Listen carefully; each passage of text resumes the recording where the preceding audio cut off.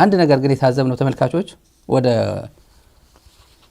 ከነዚህ ዶክመንቶች ያየነው ለኦህዴድ ብልጽግና የፕሪቶሪያ ሰላም ስምምነት ማለት ዲዲአር ነው። ለኦህዴድ ብልጽግና በእነሱ አንደበት በእነሱ ቋንቋ ፕሪቶሪያ የሚባለው ነገር ሲመጣ ጁንታ ትጥቅ ሊፈታ ነው፣ ህወሓት ትጥቅ ልትፈታ ነው አሉኮ። የዲሲ አውደልዳይ አክቲቪስቶች አሉኮ ድሮ ያው በረንዳ ዳሪዎች ናቸው።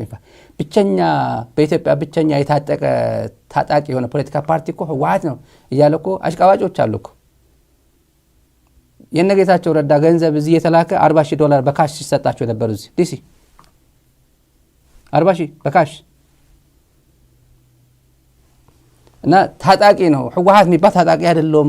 ተፈራራሚ TDF የሚባል ታጣቂ ነው። ህወሓት የሚባል ፖለቲካ ፓርቲ ነው። እውቅና ስጠኝ አልሰጥም፣ ወረቀት ስጠኝ መልስልኝ አልመልስም ያለው እዛ ውስጥ ነው ያለው እኛ እስከምናውቀው ድረስ። የቲፒኤልኤፍ ግን ሌላው ችግር የለውም። ፕሬጁዲስ አለ። ፕሬጁዲስ ስትሆን TDF ሲባል ህወሓት ታጣቂ ነው የሚለው እስከዛሬ እኮ ስንት ሰገጤ እኮ አለ እኮ ገብቶ። አሁን TDF የሚለው የምን TDF ነው? ዲፌንስ አንድ ዲፌንስ ነው ያለ በኢትዮጵያ ይላል። ከፈለክ ታጣቂ በለው ጁንታ በለው ትህነግ በለው እኔ ያገባኝ። በቻይንኛም ግለጸው። TDF ነው።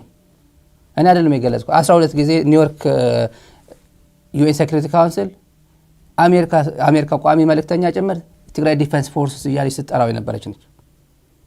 እኔ አይደለም ሁሉንም የሚያውቀው TDF ይላል እኮ። ብርሃኑ ጁላ እኮ አንዳንዴ ሞቅ ሲለው የሆነ ያፎ ለምታ በሉት እነሱ TDF ነው የሚሉት። ብርሃኑ እንደዛ ይሏል አንዳንዴ። ኦላ ይላል እኮ ኦላ።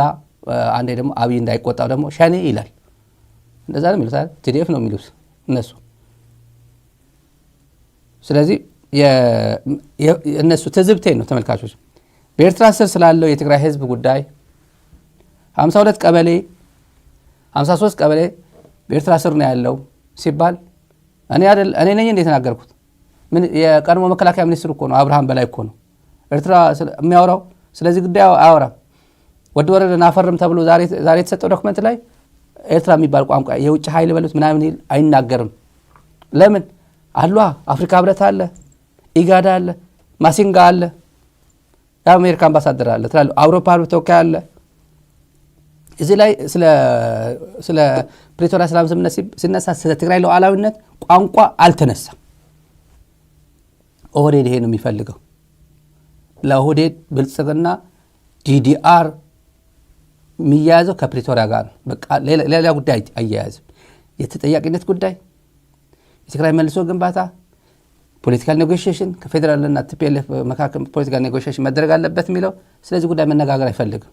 የትግራይ ግዛታዊ አንድነት፣ የተፈናቀሉ ዜጎች መመለስ፣ ሱዳንም የትም ሀገር ያሉ ስደተኞች መመለስ፣ ስለነዚህ ጉዳይ አጀንዳው ማድረግ አይፈልግም። ቀጥል ትግላችን ቀጥላለን፣ ቀጥልና ችግር የለብን። ጉስቁልና ትግራይን ብቻ እያጎሳቆለ ያለ ይመስላል። ሀገሪቷን እያጎሳቀለ ያለው አትላርጅ ዝም ብሎ በትልቁ እና ብልጽግና በኃይል ስለተያዘው መሬት ያው አማራ ኃይሎች ያዙት አይደለም ነው። አማራ ኃይል ውጊያ ላይ ነው ያለው። አረጋ ከበደ በየትኛው አቅሙ ነው መጥቶ ተከዘ የሚያሰለጥነው?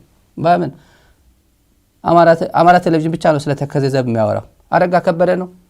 አረጋ ከበደ ነው በኃይል መጥቶ የትግራይ የፕሪቶሪያ ሰላም ስምምነት ጥሶ ቁጭ ብሎ የትግራይ ጸለምት እንዳይገባ ደቡብ ትግራይ ምዕራብ ትግራይ እያጎሳቆለ ያለው በኃይል ይዞ አይዲፒ ዛሬም ድረስ ባለፈው ሳምንት እያየው ነበር። ከትላንት ወዲያ 75 ተጋሩ አሁን የትግራይ ዝርያ ያለባቸው ምናምን እያሉ ወደ ሱዳን ገቡ።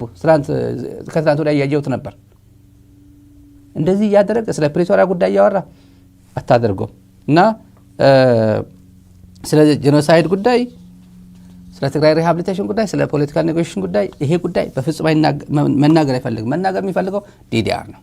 ወደ ወረር ቢያስፈርጉ ስለ ዲዲአር ነው።